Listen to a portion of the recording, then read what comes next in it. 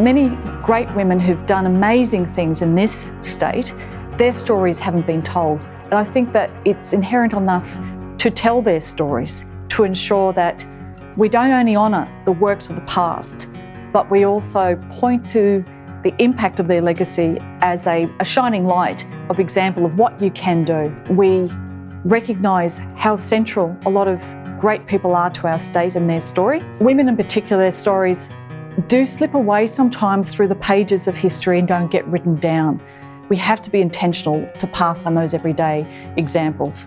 The fact that the role of governor gives you the opportunity to acknowledge people, to say to them, what you do is worthwhile, what you do is valued, you are valued, you are making a contribution. And on behalf of the people of Queensland, for whom I'm privileged to speak, to say to them, thank you. Two beautiful windows just seem to me to be the most wonderfully welcoming way to come to these stairs. You find the treasures, and that's the sort of thing. You know that I love history and heritage, and I'm particularly interested in discovering Queensland's history and heritage, and if there's a woman involved, it's even better. Well, it is, and they often didn't tell their own story. And so I heard that Eliza O'Connell had been responsible. And I thought, well, who is this woman? And then we went and looked and we found she had this amazing part of And there are many more touches around Parliament House that bear her influence, is that right? Well, this is the known influence of Eliza, but it's a beautiful building. So as to how many people influenced the design choices, we don't know. But she was certainly instrumental in ensuring this was here. That's lovely.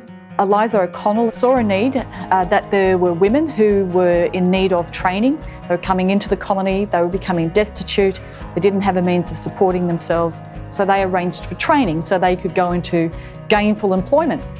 They also then saw that there were women having babies who had nowhere to have them safely, they were away from their support networks, so they set up a lying-in facility, a lying-in hospital. That then became, later on, the Royal Women's Hospital. This one, of course, is the handside for when Irene Longman was elected as our first woman Member of Parliament in Queensland.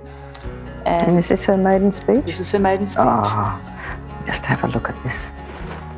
See, these are precious treasures. How wonderful. August of 1929, and it was a very strong speech and very well received. It was quite a... Was it well received by the gentlemen? Well, they appeared to receive it well at the time, but I guess it would have been a real turn-up for the book, so to speak. Irene Longman has many milestones to her name. One of them is ensuring that there were women brought into the Queensland Police Service, ensuring that mental health issues were on the table and were addressed, that young people and kindergartens and the care around youth were front and centre, youth justice issues, you name it.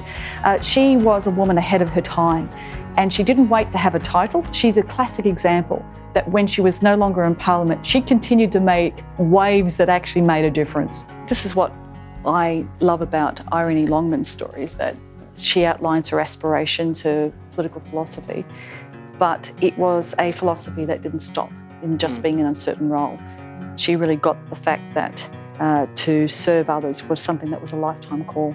Splendid qualifications for political work. Her repartee is quick and sparkling. She has a big heart. Ah, yes. This is a very famous quote, isn't it? A big heart and a brain full of plans for reforms. And indeed she did. Statistically, there just are not enough women in leadership positions.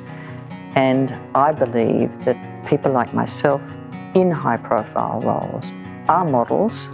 We have to stand as an encouragement to other women.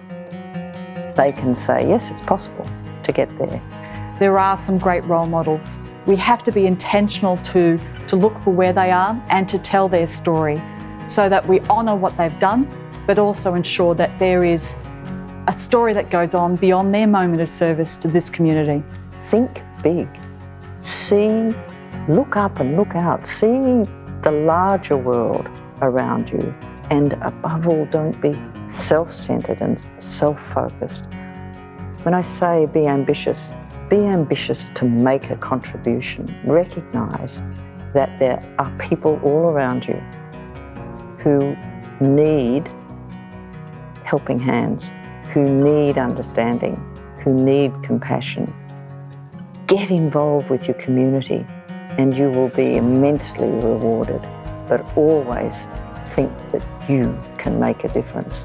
I really love to encourage people to take who you are, the best of your gifts, and to do and be the best with who you are for the service of others. I think that's not only satisfying in your own purpose and your journey, but it also leaves something of value to those around you. My words of encouragement would be that there are some great role models. We have to be intentional to look for where they are and to tell their story so that we honour what they've done, but also ensure that there is a story that goes on beyond their moment of service to this community. So many people quietly hold this state together through their community spirit and through their volunteering to help others, and they're rarely thanked. And that for me has been a very important part of it, to make them feel special and valued and that their contribution's worthwhile.